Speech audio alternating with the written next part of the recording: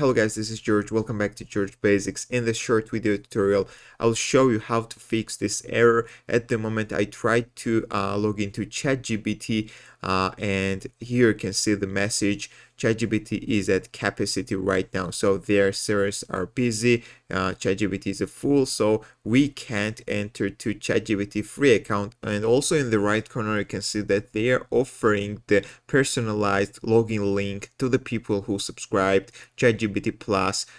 So guys, I will show you how to fix this error. The best thing you can do is to refresh the page. You should refresh it until you will log in, guys.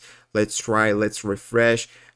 It may not work. You should refresh a few times and it will definitely work, guys. As you can see, guys, it worked in a few seconds. And now we can log in and we can start using ChatGPT free account. That's all. Thank you for watching this video. Don't forget, click the like buttons. Likes are super important for me. See you in the next video.